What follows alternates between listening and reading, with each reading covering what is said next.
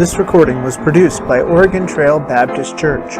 If you'd like to get more recordings, or to leave your feedback, please visit us at www.otbchurch.com or write us at P.O. Box 298, Guernsey, Wyoming 82214. We look forward to hearing from you, and we hope that today's recording will not just challenge your thinking, but will transform your life.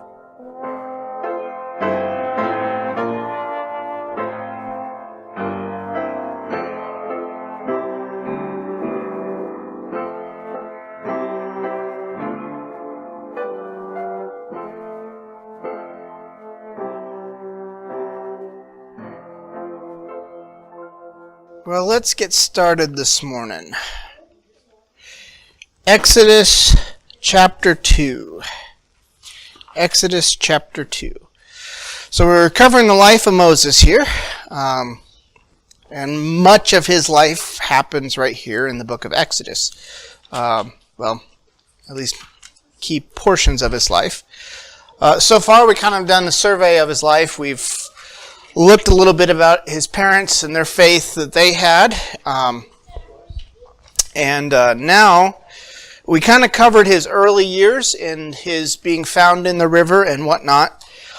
So this morning we are going to cover his, you could say his youth. And then you're going to laugh at me because what I qualify here as youth, it doesn't sound that young. But this is from the time he was about 40 to 80.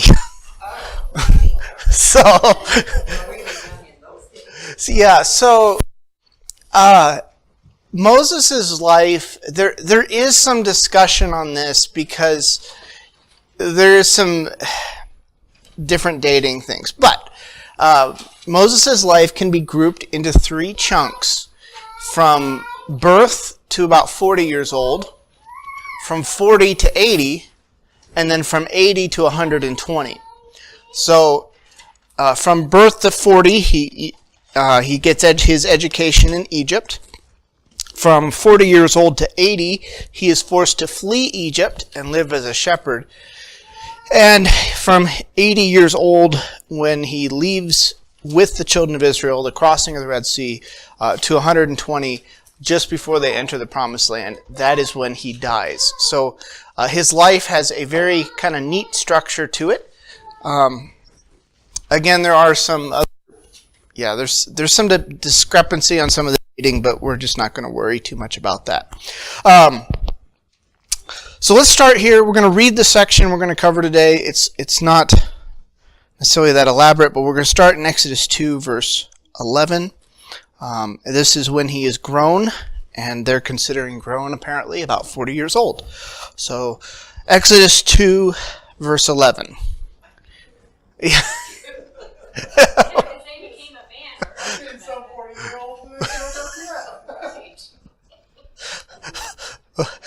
Maybe some things just keep coming around.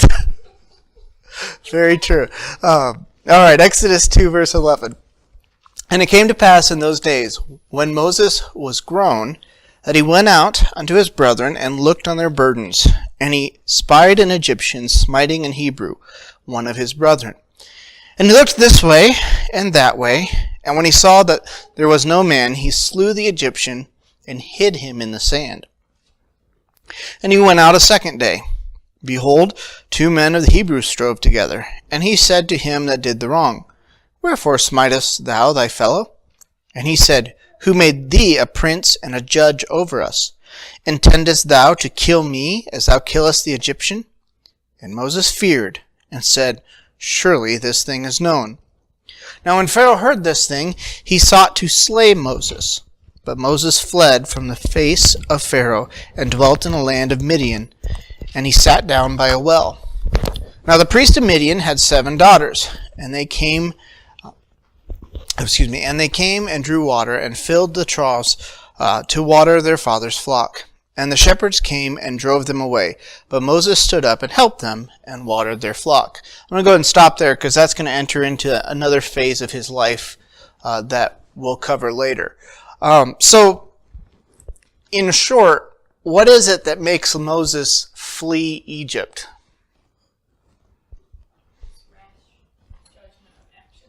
Okay, his rash judgment of actions. What does he do? He kills somebody. And yet within this little episode that happens, it's a key thing on several points. Now, you and I look back to certain points in our life that we remember that really changed the course of our life. Okay? Maybe it was a decision to do this or that. Often we think of, well, kids today might think of big decisions in life as, okay, where do I go to college? If I go to college, who do I marry? What do I do for a job? These are big decisions that tend to change the course of your life. But some of us will often point back to a little thing. Maybe it was a statement, an experience, something in our life that we go, from that point on, it changed maybe the way I think about this, or it changed my approach, or it changed. And this is one of those instances where one thing drastically changed the next 40 years of Moses' life. And I don't think he was anticipating that. I don't think he was prepared for that. Yeah, no, he wasn't. And we're going to get into that. Now, and life was good in the palace. Yeah. Okay, so tying in the palace aspect, in Acts 7, we have Stephen's sermon. And just before they stone him, he preaches this sermon. And in that sermon, he says in Acts 7:22, "And Moses was learned in all the wisdom of the Egyptians, and was mighty in word and deed. And when he was a full 40 years old, it came into his heart to visit his brethren, the children of Israel." So Stephen's giving us some commentary on what's happening here, because we didn't get the 40 years old from Exodus. But Stephen's commenting, saying, Moses was learned in the knowledge of the Egyptians. Well, duh, he was educated in their household. He grew up with them. He grew up as them. He would have been taught not simply, and this is where things kind of get interesting. I don't know if you're like me. Sometimes you enjoy watching maybe History Channel on the pyramids or something like that, where you're getting some history, because those cultures seem very different to us. But Moses would have been trained not simply in reading, writing, and arithmetic, but he also would have been trained in their religious system. To the Egyptians, the Pharaoh was God. He was literally the god, and he was supposed to have like special powers, and he was worshipped and venerated as that. So he would have been exposed to all these ideas and different things within the palace. And yet, in light of that, he's still identified as a Hebrew. Now let that sink in. The Hebrews are now slaves. The Hebrews are now commanded to commit genocide and kill all the baby boys. He's in the palace and he's identifying with them. So this is kind of, now I can't say how open he was about this identification until this fact here where he's going out to look at his people. Maybe he had been in the palace and heard of their plights and problems but never seen it for himself. We don't know, but we do know he was prompted to go out and visit the Israelites, and the way it's worded here, it says he went out unto his brethren. He's identifying with them as a people. He identifies them as his brethren. A couple quotes here are what I missed. When Moses left the royal palace to be with the Israelites, he risked the wrath of Pharaoh for breaking Egyptian family ties in favor of Hebrew identification. Moreover, he also ran the risk of being misunderstood by the Israelites, who saw him as a member of Pharaoh's family. He's putting himself at risk to even identify with the children of Israel. Now, we see that identification. The book of Hebrews in chapter 11 highlights this. In Hebrews 11:24, it says, "By faith, Moses, when he was come to years," which is probably this 40 years old, refused to be called the son of Pharaoh's daughter.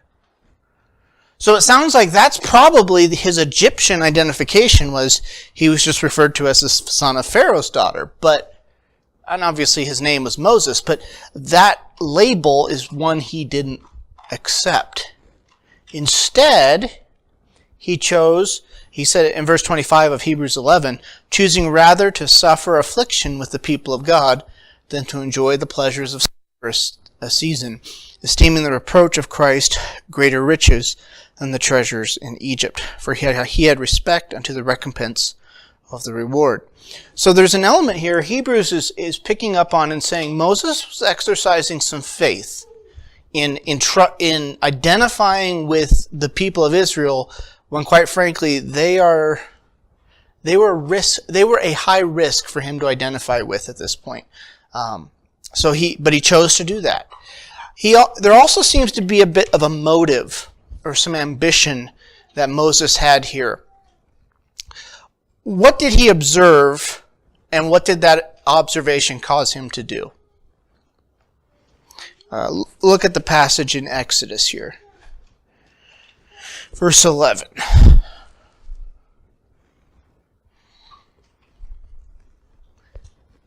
He looked on their... Okay, so he saw their task load, their work. And then what else did he see? Okay. He saw abuse of power. He saw injustice taking place. He saw, this Egyptian smiting him, and treating him wrong. Moses observes the suffering, he sees the burdens, and he takes justice into his own hands. Now remember, we've kind of pitted here. The problem here is Israel is growing. And that is something where all through Genesis, God has said he would bless his people and multiply his people and make them abundant and fruitful. So from the point of the biblical writers, this growth of Israel is good. From the point of Pharaoh, this growth of Israel is bad. It's a threat to him and his culture, his empire. And so that's why Pharaoh, has looked at them as evil. He's put them in bondage. He's done everything he can to suppress them. And Moses is now observing the nitty-gritty of how this is working out. And he takes matters into his own hands. Now, had God promised to bless his people and multiply them? Had God promised to raise up a seed through his people through which all the world would be blessed? Yes, that's part of the Abrahamic covenant. I think Moses understood that. I think he got that. I think where the problem comes in is he probably saw himself as the answer. He saw himself as the fulfillment, the one who would bring this to pass. And I truly believe at this point, when he kills the Egyptian, he's trying to bring justice. He's trying to do the right thing in his own power. We're doing. I was reading a marriage book years ago, and there was a point that really stuck in my head. You have a husband or a wife, whatever, it doesn't matter, either way, screaming at the other one, and what they're saying is dead true. It is right. But the way they're communicating it is dead wrong. You ever try to do the right thing the wrong way? You know this is the right thing, but instead of going through the proper channels, okay, it'd be quicker to go this way. Two wrongs don't make a right. It takes three lefts to make a right? Yeah. So I think what's happening here is Moses is trying to do things God's way, or he's trying to do God's will his way. That's my approach to this. And I look at this and I say, before he acts, what does he do before he kills this person? Would you do that if you thought you could just do it anyway? I mean, this is a time period. If Pharaoh decided to kill you, he could do that. Probably members of the royal family. If they decided they wanted you dead, they could probably do that and have no repercussions because they were the royal family. But here Moses is worried about it, and he's looking both ways. Which either, it could go one of two ways. Either he knew it was wrong, or he knew it would be something that would place him at disfavor with Pharaoh. He knew Pharaoh wouldn't approve or wouldn't like it. So a couple quotes I found helpful here. Apart from the question whether Moses had any justification for taking the law into his own hands, the event proved that Moses disqualified himself for the role of leadership. Moses had to learn the lesson of meekness to become an effective leader. Another interesting one here is there are two ways in which we see Moses' pride in his decision to kill the Egyptians. First, we see his pride in the fact he attempted to impose his own timetable for the deliverance of the Hebrews.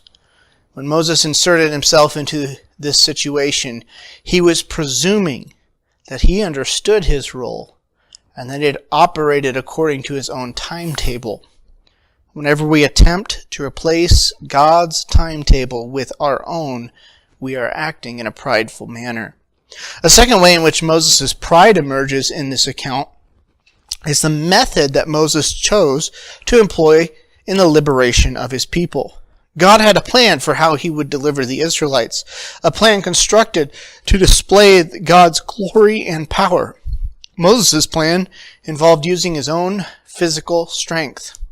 God's plan of deliverance was intended to publicly display his glory, but Moses' method involved an act in secret to hide his shame. We can see Moses' shame in the fact that he looked to the left and to the right to make sure no one saw his deeds. Whenever we substitute our methods for God's methods, we're acting in a prideful manner. So I thought those were helpful. Those are, as we look at the life of Moses, he's desiring good things for God's people, and that's good. But he's trying to bring them up to pass the wrong way. Think of it maybe this. You want to help somebody in need, but robbing the bank to get the money to help them is not the right solution. You know what I'm saying? And the bank doesn't really care. Once you get caught, they don't care you were going to give the money to charity. It was still wrong. You're still stealing from one person to give to another. Moses apparently here he's already picturing himself as a leader. He thought his own people would understand. Stephen, in his sermon, goes back to he kind of continues on this point. In verse 25, he supposed his brethren would have understood how that God by his hand would deliver them. See, that's what happened. The next day, after he kills the Egyptian, he goes out and there's two Hebrews arguing and fighting.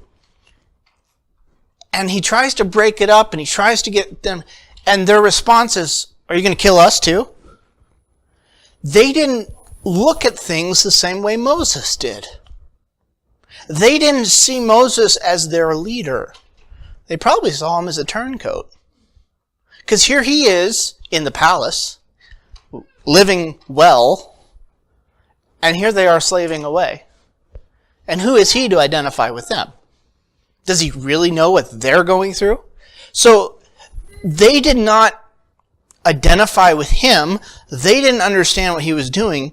And apparently, maybe Moses had hoped to start some type of uprising, where the slaves would revolt and he would be their leader. Who knows? We can't say that for sure. But he was certainly let down with the fact even his own people didn't get it that he was trying to help them. And isn't that true in a lot of ways? There's people in our hearts and lives that we encounter, we want to help somebody, but honestly, they just don't see what we're doing or see our perspective as help. But it was the enemy. But if you think of it, he's killing someone who's, like the taskmaster with the whip. So But if you kill an official, somebody's going to find out really soon, right? I mean, when he doesn't show up for work the next day or two, somebody's going to... Now, granted, burying them in sand, they might decompose quick, find them. But still, where did Officer so-and-so go? So anyway, he sees himself as a leader. We don't know all the ramifications of what he was thinking. We don't have all those details. But he clearly hoped his people and thought his people would be on page, and they weren't. Often in people's lives that we try to help, sometimes we have to take that step back and we have to say, okay, God, I know this and this and this is not your will. It's not your plan. But how do I get involved without forcing my timetable, without forcing just me? I want you to work on your timetable. And so we have to, in our own situations in life, we have to be, at times, back off and not say everything we want to say. Because they may not be ready for that yet. And just like the children of Israel kicked back and said, no, we want nothing to do with that. Often those we care about most will do the same thing. This action led for him to be not just isolated, but he was discredited by his own people. Philip Graham and Kent Hughes put it this way: Moses was operating as a self-appointed savior, taking it upon himself to lead Israel out of Egypt. And the Israelites wanted no part of it. Although this was the first time they questioned Moses' authority, it was by no means the last. As we shall see, the Israelites often grumbled about their leaders, but on this occasion, they were probably right. How could a murderer be a reconciler?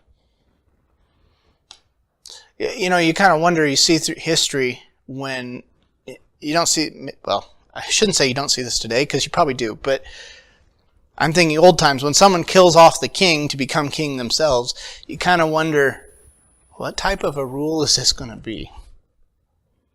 If the way you get to power is bloody, will your rule and power be bloody? And even if you start off and things are not bloody, people always have that in the back of your mind if you oppose the king, if you oppose this family, watch out. And so Moses here discredits himself in his actions, and it leads to him leaving Egypt. So he's damaged his own testimony on two fronts. One, with the Egyptians, he's lost his status. He's lost his power.